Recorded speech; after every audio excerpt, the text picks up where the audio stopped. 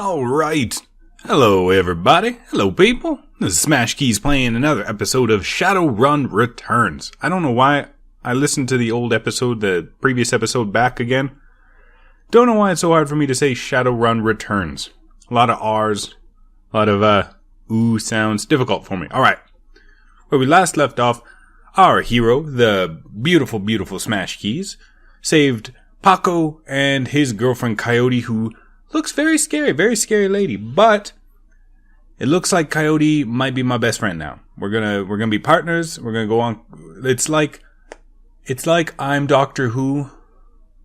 It's like I'm the doctor, and then she's the companion. She's Amy, and he's Rory. He's just gonna tag along because Paco didn't seem that good, but I do want to take his gun from him. Anyway, I digress.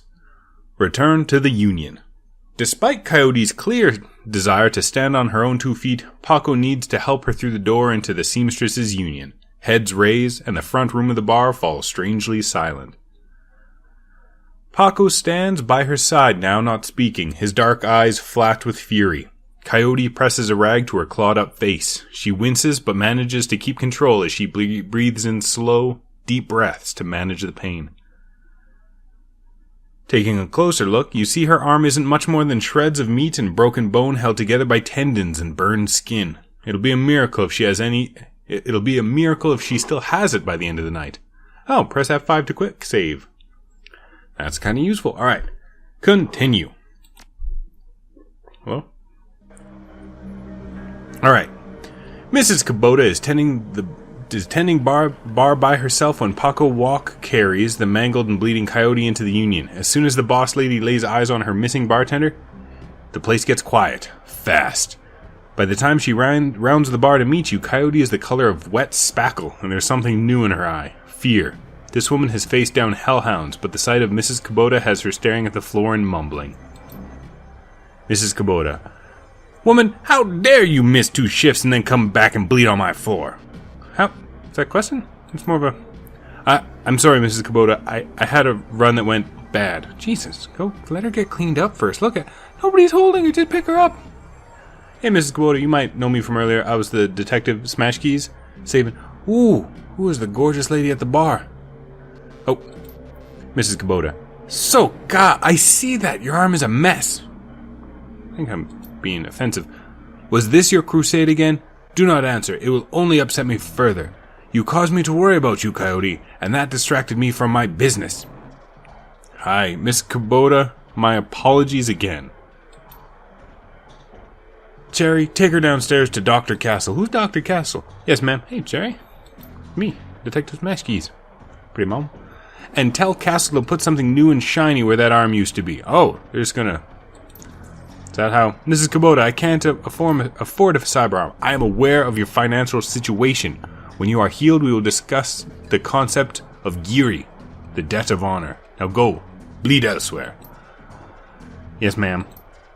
So, Mrs. Kubota seems to be the boss of bosses here. Hello? Did I... Oh, okay, that was a cut. That wasn't my fault. Her anger at Coyote's rashness slowly washes from her eyes and is by tears. She sniffs, wipes them away, and inclines her head to you. Ooh, got me money. Domo arigato, Smash Keys. That girl is precious to me. It is not often that we see acts like these in the Barrens. You have performed a great service for my little family, and I welcome you into my home. Consider it yours while your work keeps you here. But we both know that words are mere air. Beyond my thanks, I offer you this remuneration. Please take it as a show of respect. That's right. Smash Keys getting respect now, finally. Psst. Detective Smash Keys. Do you have any, cool suits of armor, maybe, that you could sell me for cheaper? Well, this looks like my kind of place. Whiz, I could use a bunk. I am honored, Mrs. Kubota. Thank you.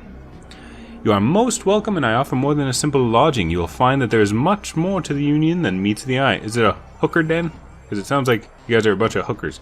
Mrs. Kubota, below us is the small facility available exclusively for discriminating, independent operatives like yourself. Shadowrunners, right? In it, you will find vendors selling the best gear in the black market has to offer, a fully equipped cyberdock, and a secure place to rest when the dreck hits the fan, as they say. This place is a safe house too, hey, Cyberdoc? My, you are quite the entrepreneur. You know, Compliments and, what's the word? Kissassery? No, there's a flattery. Flattery will get you a long way with a lot of people, especially people who think they're the boss. Whether or not they actually are a boss, remains to be said. People you find, whether they're just like middle management, upper management, as long as you treat everyone like they're the boss, you can usually sneak by a lot of places, get a lot of brownie points. Mrs. Kubota. Indeed, normally I require a percentage of the runner's income for the use of the facility, but as I said, you are family now. Consider it on the house. To gain entrance, play GAFFC on the piano. Alright. My military instilled piano lessons are gonna help me out. What the hell? I don't know what GAFFC is. Optional? Meet all the black market vendors in the safe house. I feel like I already did that, right? Find the med bay in the safe house. I talked to nobody? So I can talk to her again. Oh, well. How else may I be of service? Is Mr. Delilah here tonight? You mentioned Coyote's Crusade. What is it? If you don't mind, how did you get involved in all this? Are any Johnsons or Fixers here tonight? Ooh, I want to get a job. In addition to Mr. Delilah, you may wish to speak to Von Grass. He is often stage side. Van Grass is often a receiver of found articles, but he occasionally has some work. Like orphans? Because I might have a line on some orphans if you would like to purchase them. Is Mr. Delilah here tonight? She just said so. Yes, Mr. Delilah is in the back bar. That's usually where he does business. You mentioned Coyote's Crusade. Coyote grew up in the Royale, but managed to escape that life. However, her cousin was apparently not so lucky. He came to town about a year ago and fell in with the wrong circle. He was introduced to sim chips and became addicted to BTLs. Coyote has been tearing her way through the chip houses for months now, searching for him and acting as a one-woman cleanup crew. I feel like this is a little bit personal, but Mrs. Kubota, I believe, we're friends, how you, talk to me with your back turned, but that's okay, that's just how, maybe you're an eccentric. I'm fine with that. If you don't mind, though, how did you get involved in all this? I'm a former runner. Now I provide a safe haven and a marketplace for runners who need a trustworthy place to congregate and do business. Now, that's kind of cool. Let's go talk to this pretty mama. Hey, baby. Okay. Can I talk to... Hey! Hey, buddy! We shop from the same store. Buddy? We look like, gangsters from a cyberpunk film, which makes sense. Paco, are you still in my party? Okay, let's head over here.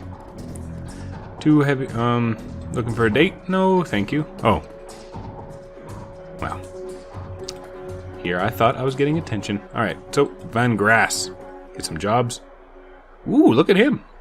Van Grass. Van Grass is busy talking on his comlink, checking his heads-up display and motioning to a runner standing nearby, all at the same time. He's an intense little man.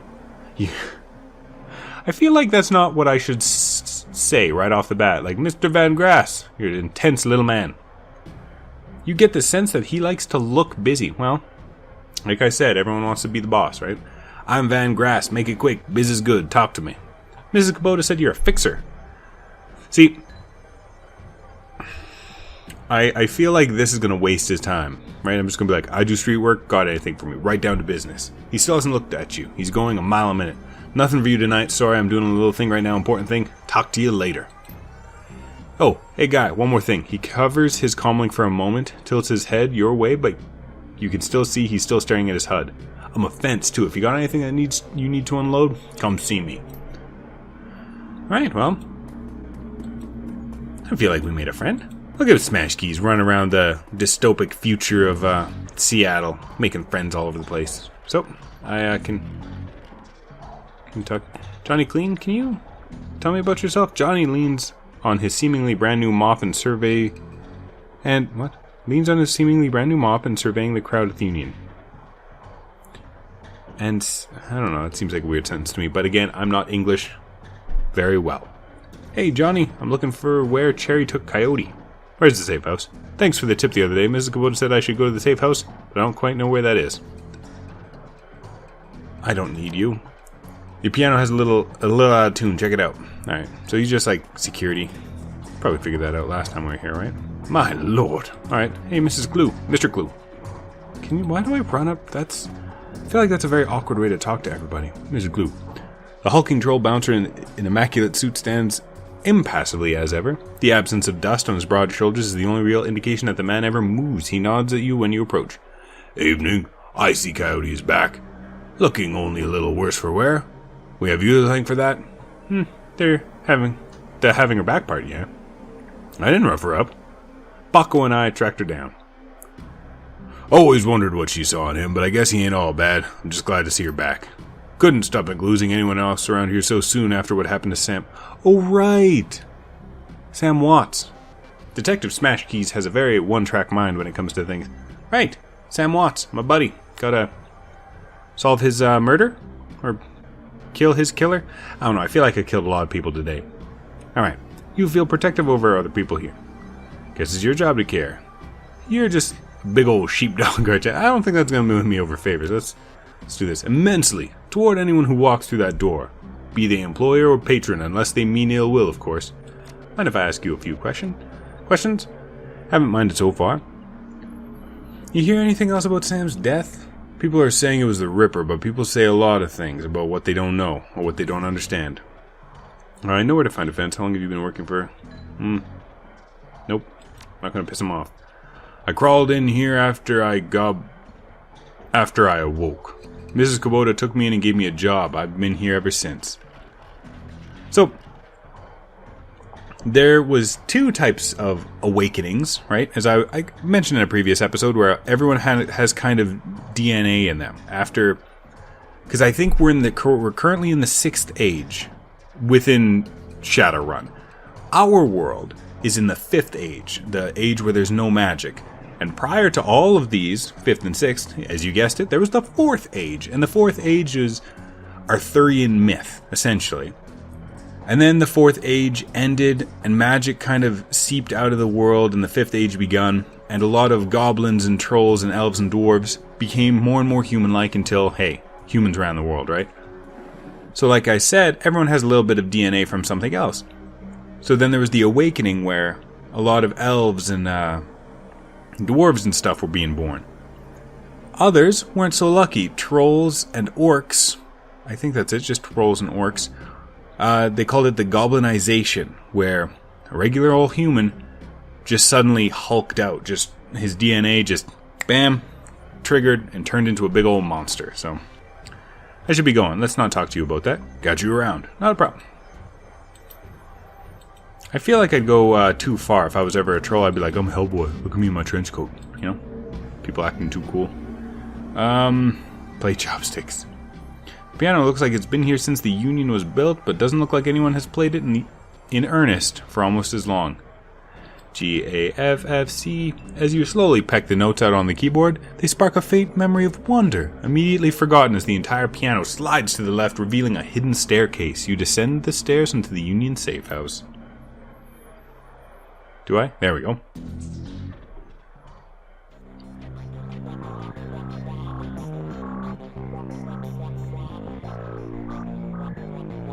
The entrepreneurial Mrs. Kubota has combined everything a runner might need in a one-stop... Oh. Well. Sorry about that. I took a little drink. I thought I had enough time to take a little pause break. So, no trolls, I can leave that way. Oh, hello. Is this my locker? Is this my stash now? Welcome. No bunks available. Yeah, okay. Combat stim. That increases quickness. So I have really nothing in my stash. Maybe I should move. Revert? Revert? What is this doing? Oh, okay, so I can equip Paco. Paco seems like he's my buddy now. That's fine. Confirm. Good enough. Need to pick up weapons as we go. What's my quest? I feel like I want to go buy a gun. Find the medbay. So that's the medbay. Meet all the black market vendors. Okay. Let's head up here and see who we got. Hey. David Fry. Hello, David Fry II. Every inch of the tech alcove is covered in a chaotic patchwork quilt of circuit boards, chips, wires, displays, and a million other things that you can't identify. It's because I'm not a decker. In the eye of this techno-bit storm stands a dwarf, immaculately dressed and supremely calm. Why would he not be calm? David Fraud II. I know that look. Don't let the size of the shop fool you. I can get any Matrix hardware or software that exists, and if it doesn't exist, then I can't get it made for you. Then I can get it made for you.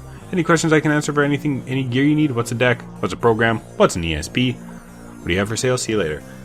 So, I'm not a decker. If I wanted to, I could go into what a deck is, programs, ESPs.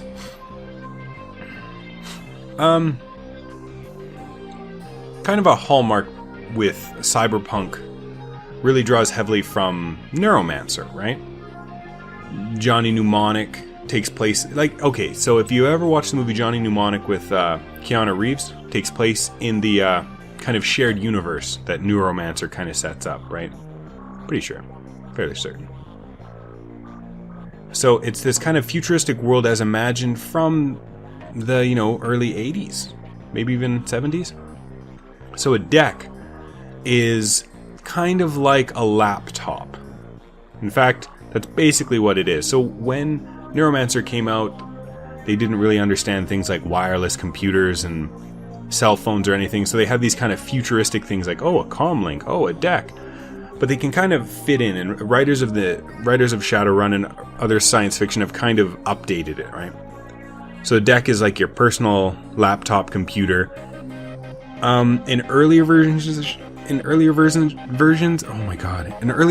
Shadowrun, a deck, you had to plug it into stuff. You actually had to plug it into a network. Later versions, they figured out that, hey, wireless is a thing, so let's use that.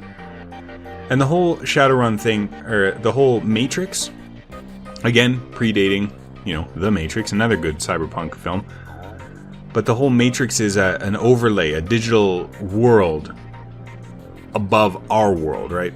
So, but I don't want to talk to this guy at all because I'm not a decker and I don't really care. I'm being rude. Let me also introduce you to our resident decker and my good friend Johnny Clean. All in the same overalls as you saw him in upstairs. Down here, leaning over a workbench crammed with circuit boards, cables, and chips, Johnny Clean seems a totally different person. You get the impression that Johnny was once as hot and as invisible as the most infamous deckers today. Good to see you down. Alright, he sounded like Scrubby. Good to see you down here. Happy to be of help if I can be. How is decking used? Why are you dressed as a janitor? How do I know Echo Mirage? Did I stand out upstairs? No. Janitors never do.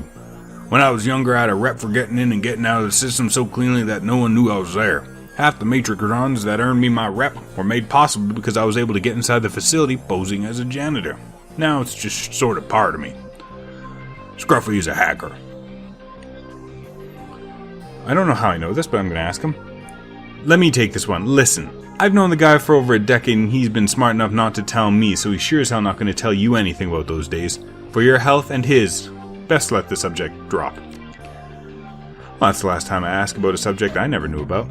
T.B. Gruberman. Why do I walk wise behind people? T.B. No, can you click on him? There we go. Jesus.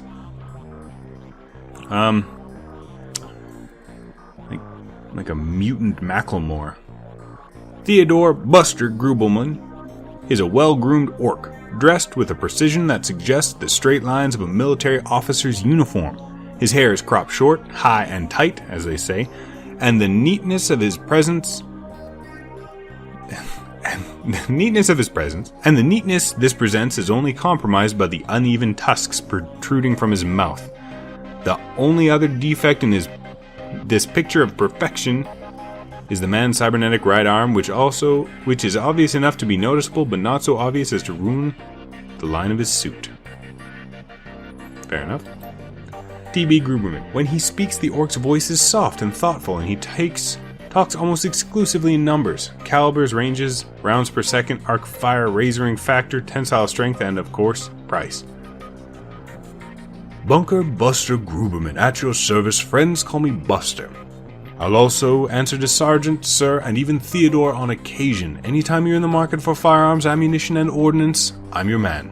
How can I help you? What exactly do you sell here? Let's take a look what you got. I don't care about it. Alright, pistols and SMGs. So definitely let's sell my gun. Let's sell you. I don't need you. Sell. Got a bunch of grenades, right? Repair kits, drones, which I'm not going to use.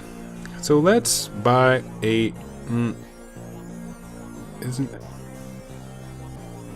So I got SMGs... Exit for a second. Nothing right now, thanks. So is there... Yeah, so rifle is separate from SMG, so I should not spend money on... Well... So I have 9 karma.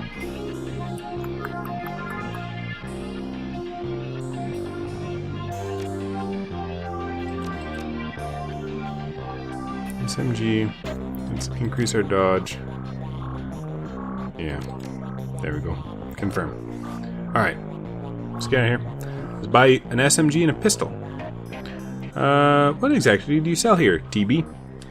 Things that go bang in all shapes and sizes, plus other odds and ends on occasion. Consider me your own personal armory. All weapons are guaranteed to meet strict UCAS military spec, or your money back. In addition, I can handle routine maintenance, repairs, and upgrades if you so desire. So the UCAS, another term in Shadowrun, they're really not explaining their universe, which I'm fine with. Like, they just drop you in, you can kind of ask about stuff if you want. UCAS, I think, is the United Coalition of American States. America collapsed, by the way, just so you know. Canada, America, and Mexico were all muddled up. UCAS, I think, are the kind of Pacific... No. Pacific? Atlantic? They're like the Atlantic coast countries kind of thing. It's like a lot of the northeastern United States and eastern Canada, not including Quebec, which again is its own country. And if that wasn't enough, I also teach a safety and instructional course every weekend. This week, we're covering bayonets. Mark my words, they're making a comeback. Well, you're delightful. So, what can I get you? Take a look what you got. Let's buy an SMG. Let's get the best of the best, sir. Rifle. Shotgun. Small submachine gun with a big potential. Most popular SMG in the world. Alright. Damage 7. Range medium. Capacity 24. I don't think capacity is a big problem, so I'm just going to buy the... It's a little bit more expensive. I'm going to buy that. Let's buy a pistol as well. We got the money. Yeah.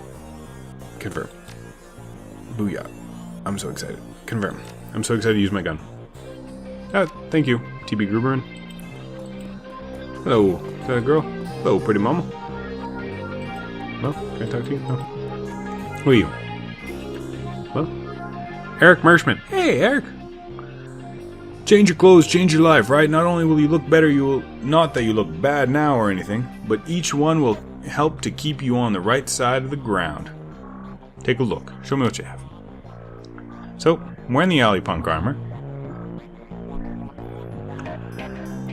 Ninja, tourist, Salish runner, thaumaturgic armor, black hat, secure adept, secure clothing, secure decker.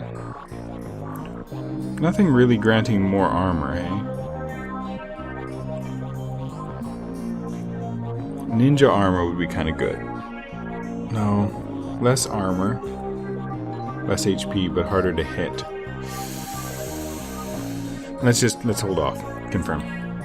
Exit. Okay, and who are you? Modron? Algernon. Past the bar, the edges of the safe house become somewhat indistinct due to the magical haze surrounding a particular elf. The man seems only half of this realm, his mind wandering the far horizons of astral space, while his body peddles his otherworldly wares. Good evening, young human, and welcome to this humble home that we call the Union. I am Algernon Halfdream. To ease your way through the sixth world, I offer you the best in magical foci, spells and fetishes for the conjuring of spirits. Not my thing. Sorry? Didn't mean to be rude. So did I talk to everyone in the bar? I feel like, yeah, that's done, right?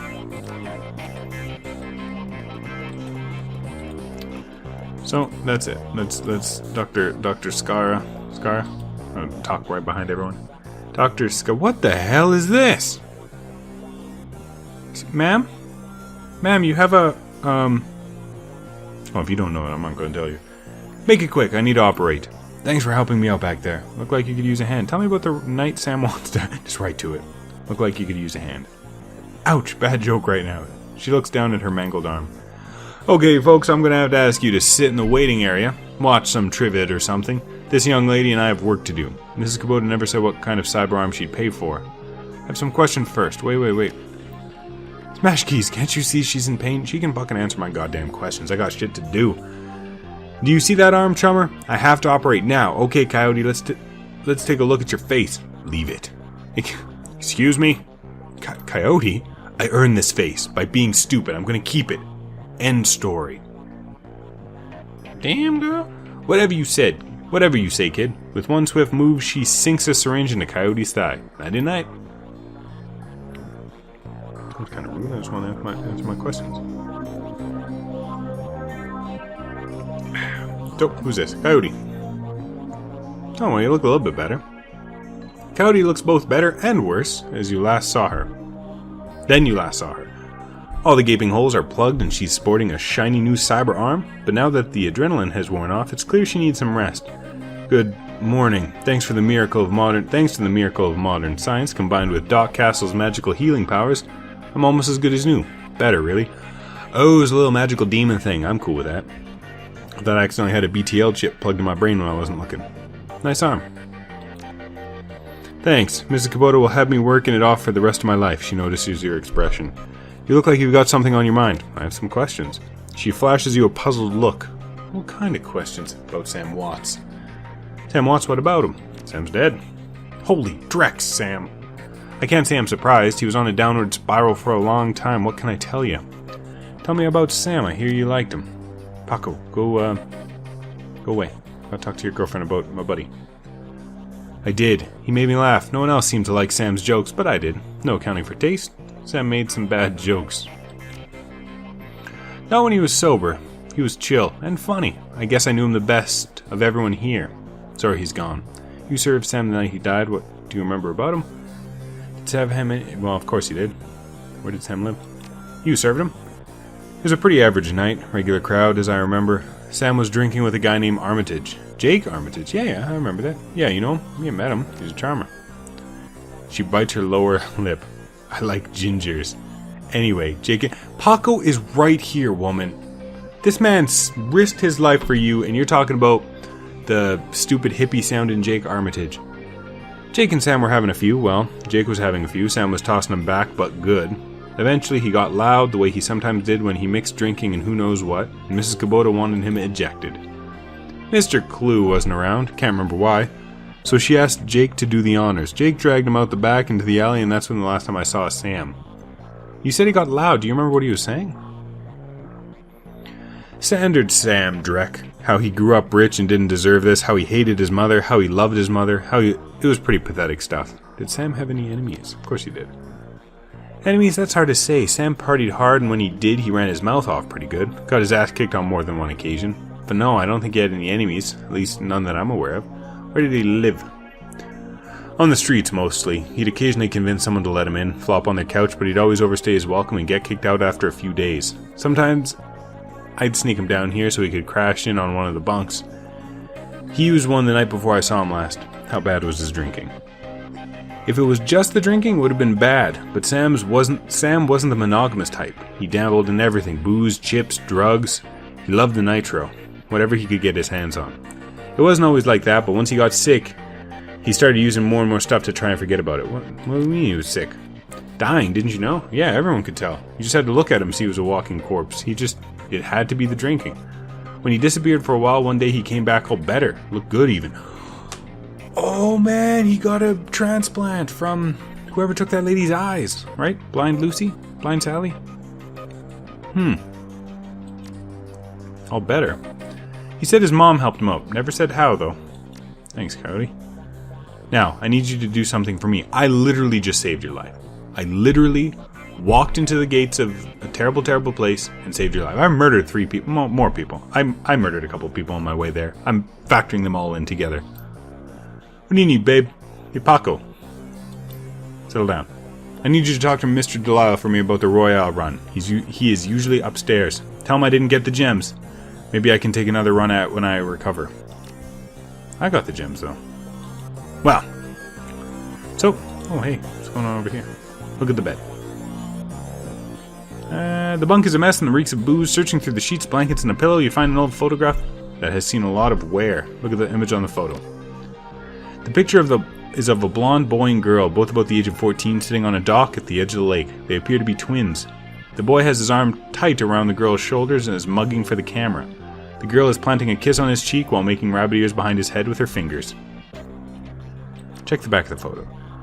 Written in a woman's hand are the words, Sam and Jessica. Lake Sammamish State Park, summer 2040. Pocket the photo. Come on now, I'm taking things. Alright, what's our quests? Deliver the stones, meet all the black market vendors, return to Coyote. Okay, but I feel like those are all the black market vendors. Well, how about I talk to her again? Maybe she'll sell me drugs. Hello, lady. In Shadowrunner circles, the term doctor is often used quite liberally to describe any sawbones with a needle and thread. But in the case of the Union's resident medical expert, nothing could be further from the truth. The safe house boasts a fully equipped medical suite, complete with shamanic fetishes. This is sixth world medicine of the highest caliber. Stitches and magic, eh? The doctor herself is an unassuming sort, perhaps the type to go unnoticed entirely. If not for her sprightly spirit perched on her shoulder, her own personal gargoyle. Like her own personal gargoyle, yep. The spirit's burning eyes follow you constantly, even as the doctor's own eyes are buried in her charts. However, she does look up long enough to acknowledge your approach. I'm Dr. Castle. I understand you were instrumental in bringing Coyote back to us. Thank you for that. I suppose you were the one who patched her up? I literally... Oh my goodness. No, Sheen? You're welcome. High praise for a simple arm swap, especially since she wouldn't let me repair her face. Can't tell you're surprised to find a full... I can tell you're surprised to find a full-service medbay under a dive bar in a slum, don't be. This is a Shadowrunner bar, after all. Dogs bark in my apartment. For a purveyor of cyberware and trauma kits, there is no better place to set up a practice. I patch runners up, install and maintain their cyberware, and provide medical supplies for their runs. I may not be as mobile as a dock wagon, but I'm the next best thing. Can I help you with anything? Cyberware, eh? Ooh. Data jack? No. I might want to get a smart linked gun. Ooh. Add 3% to hit. That's kind of cool. I can swap out all my good parts for robo parts. What's that on your shoulder? This little guy supports the healing rituals I perform on my patients after surgery, dramatically reducing their recovery time. Not standard procedure, of course, but the results speak for themselves. Alright, never mind. I don't want to talk to you no more. Alright, gotta complete that objective. Shut up, dog. Outside. It's like I'm in the Barrens over here. Ghetto. Alright. A little bit of a rambling episode. Went on a little bit too long.